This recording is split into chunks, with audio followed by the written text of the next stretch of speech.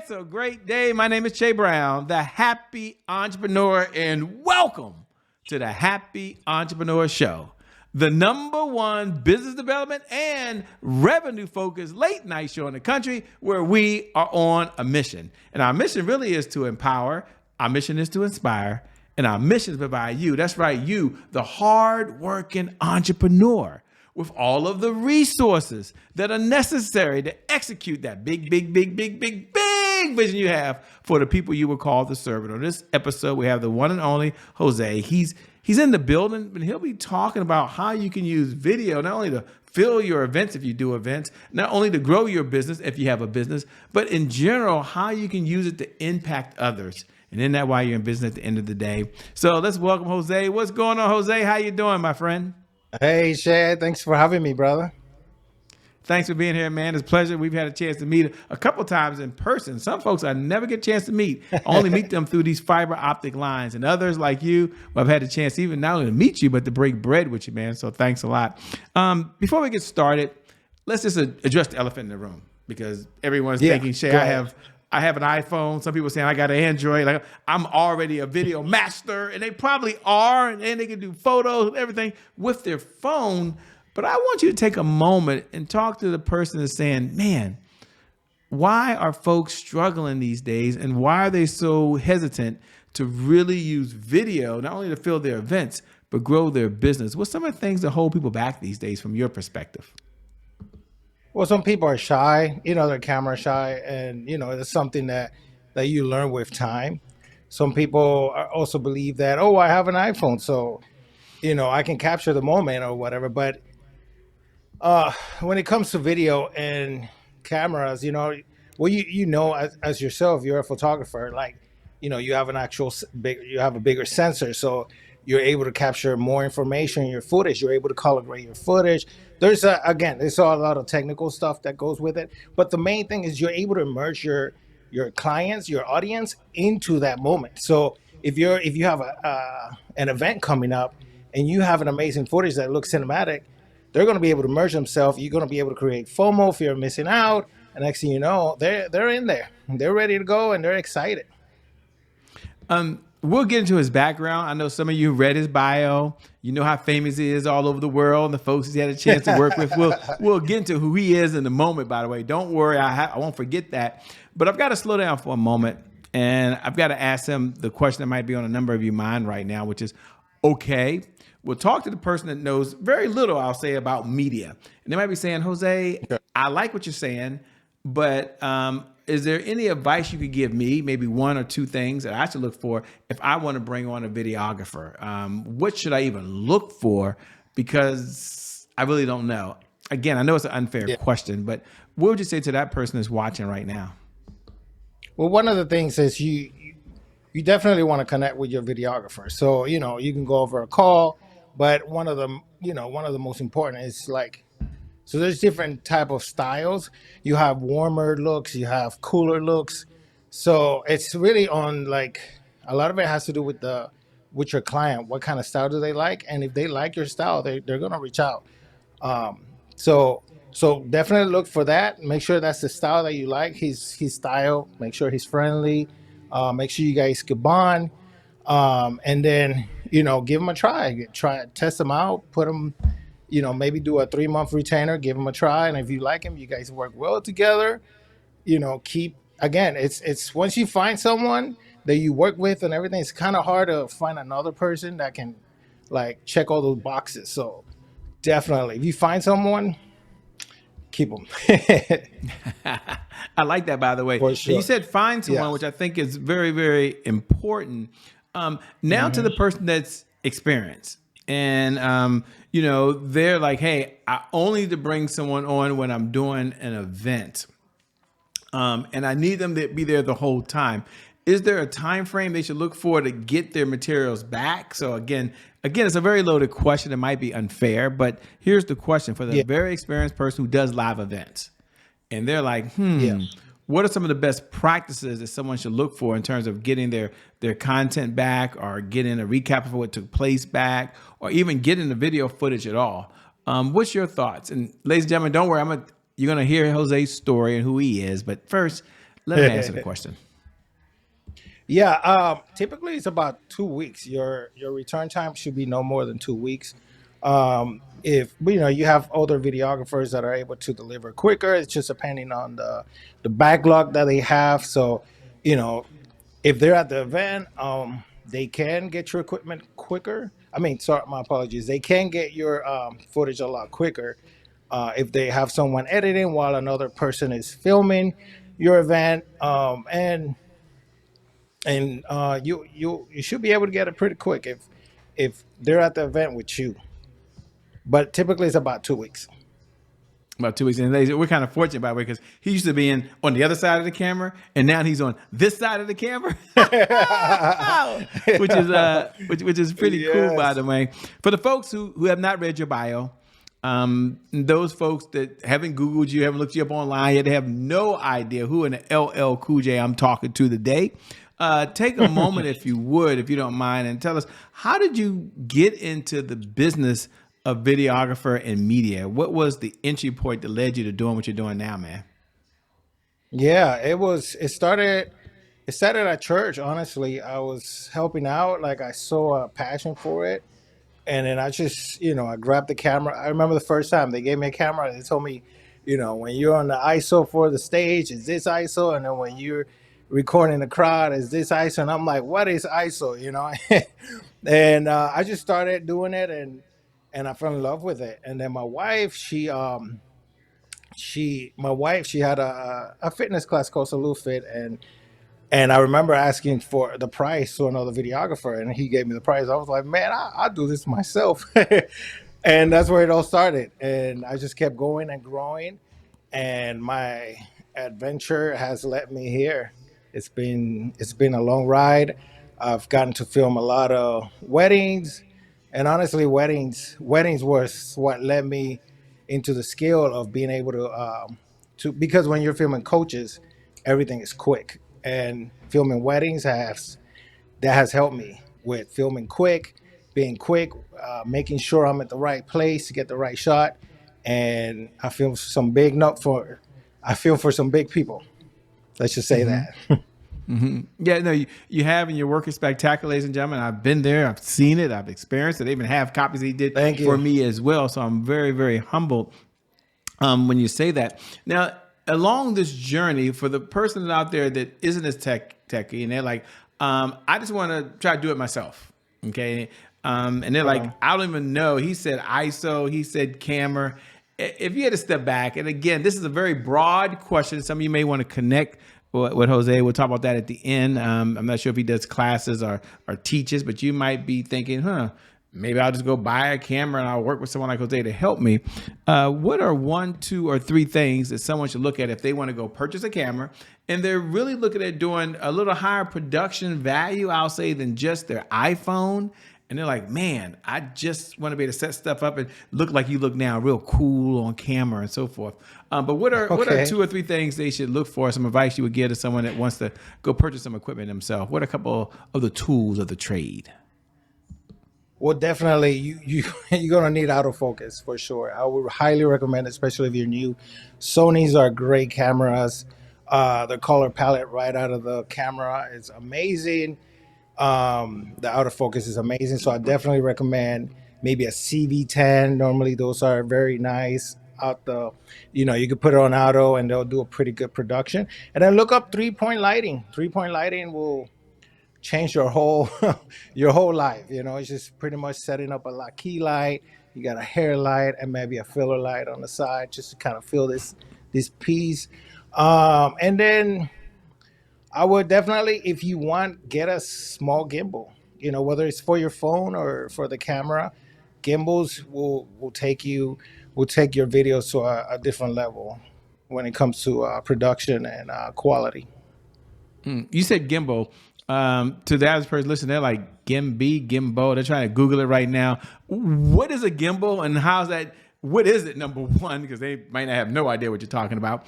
And don't worry, as a small business owner, as an entrepreneur, as a speaker, author, coach, trainer, or if you're a dualpreneur, you work a full-time job and you're a full-time entrepreneur, the conversation Jose is having is for you right now, because media is a big part of your sales and marketing. I put sales first because sales generates revenue to pay for the freaking marketing. So it's a big part of that.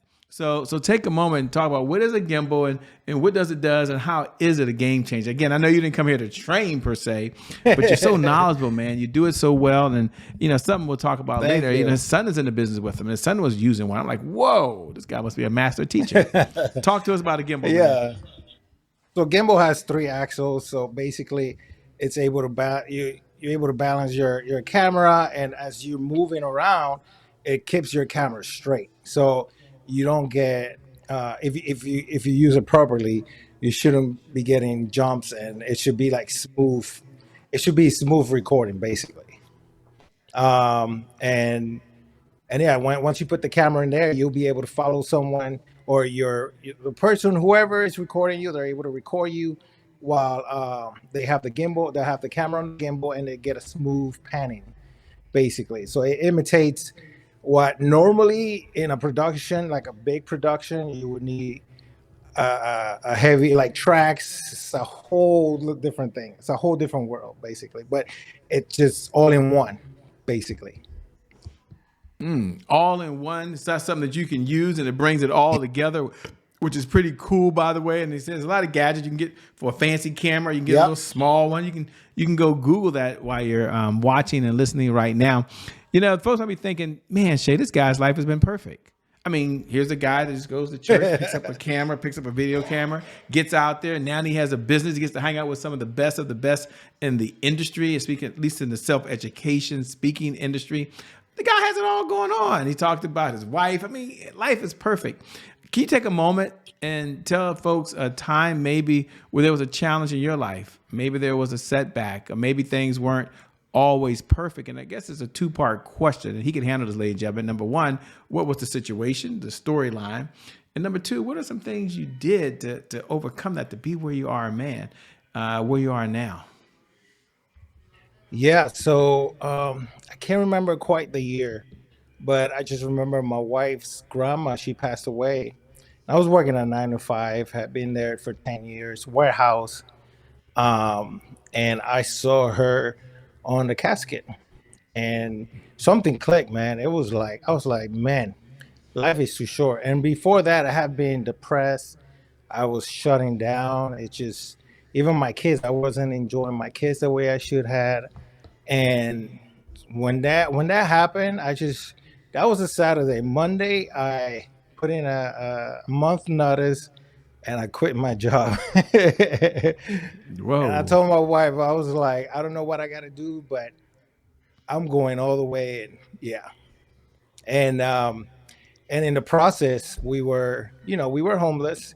I mean, we we were homeless, but never without a home. We had some friends that took us in, and while I was figuring out this path of entrepreneur, and it was some rough times, but it was.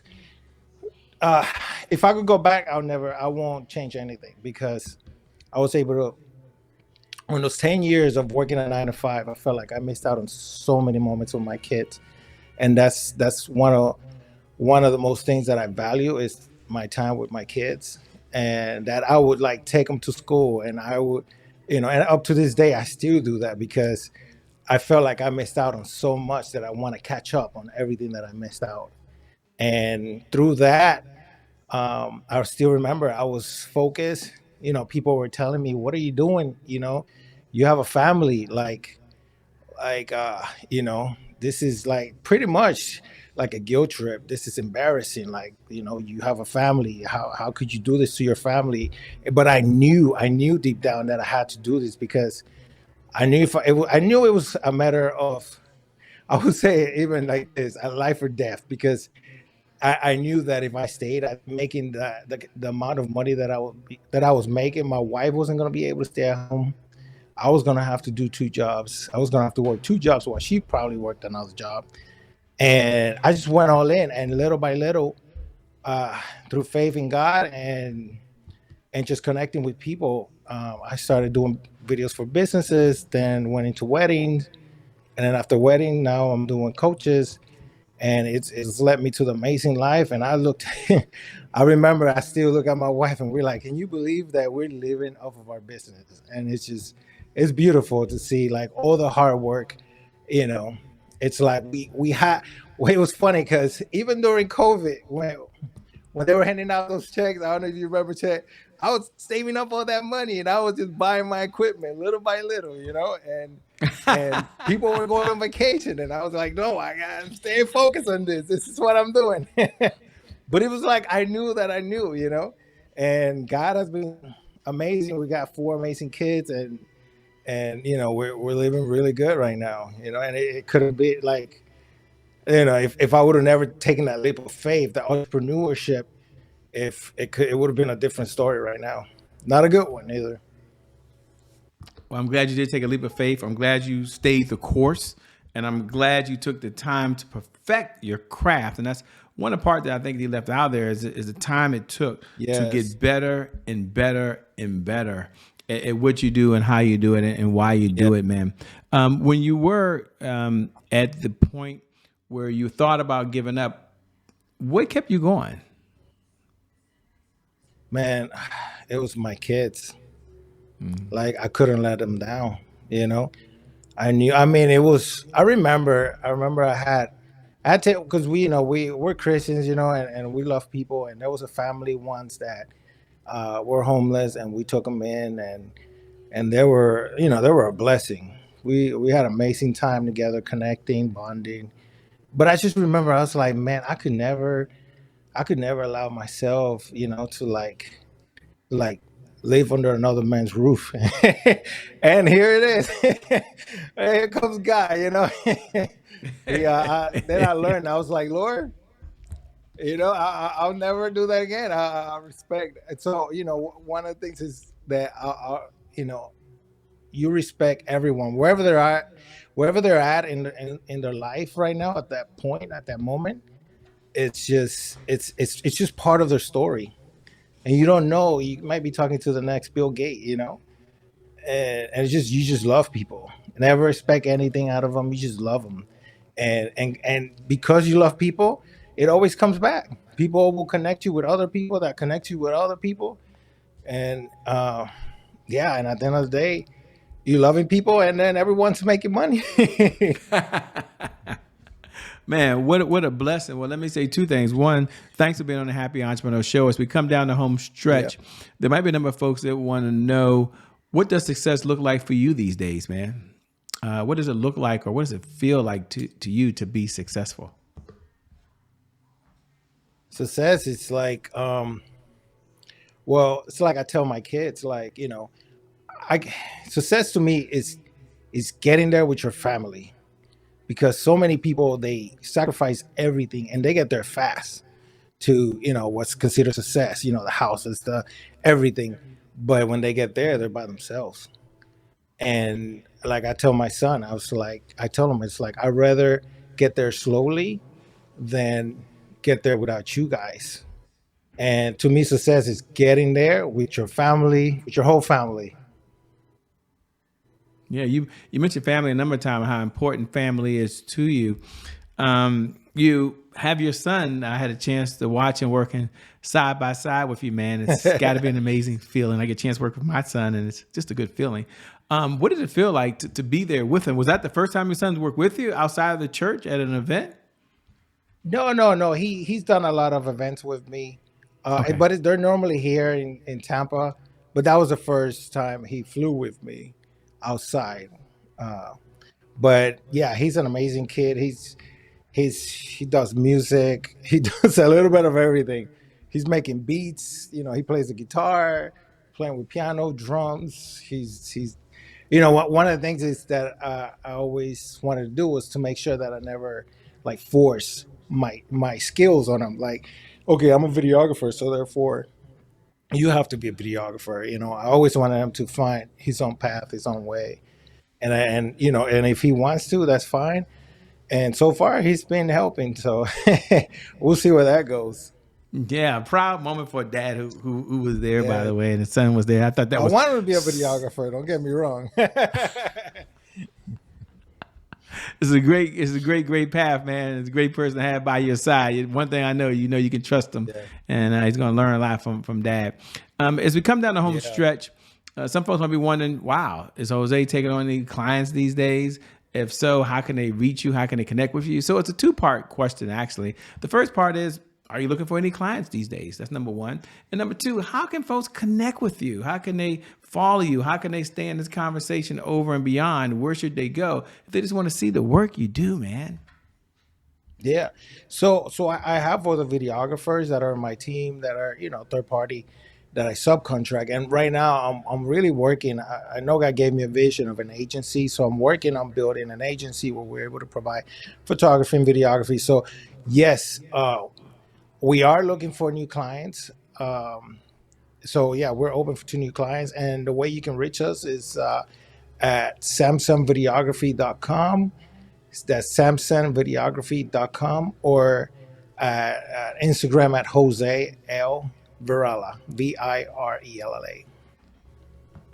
Well, thanks for what you're doing, man. You're doing some amazing work. You're not only changing lives, but you're capturing moments in time that folks will be able to use for the rest of their life. And I think that's the real highlight to me, is I have something that's forever in time and that I can pass on to future generations. And I can use it in today's climate to build trust and build rapport. So if you're out there, I'm going to encourage you definitely to connect with Jose, man. He's just a great individual. So Jose, as we close out, let me say thank you so much for being on the Happy Entrepreneur Show. I know you can always make more money, but you can't make more time. And you give us the most precious resource you have, which is your time. So thank you from the bottom of my heart, man. We appreciate it. Yeah, no problem. It's a pleasure to be here. And I'm looking forward to seeing you again soon, man. Yes, man. Definitely. And thank you to viewers. Thank you for tuning in, by the way, because without you, well, we don't have a show, by the way. So I never get tired of reminding you, every night at 11 p.m. Eastern Standard Time, no matter what's going on in your life, by the way, if you're doing really, really well and you're going to that next level of success, or if you've been hit with the punch that you never saw coming, the one thing I do believe is that today is your January 1st. You get a fresh start. And because of just that one reason, I believe your best is still yet to come. Your best is yet to come. Your best is yet to come. With that being said, my name is Che Brown. I'm out. Peace. Thanks a lot, Jose. We'll see all of you on the other side. Bye-bye for now. God bless. And, well, keep doing God's work. Bye-bye.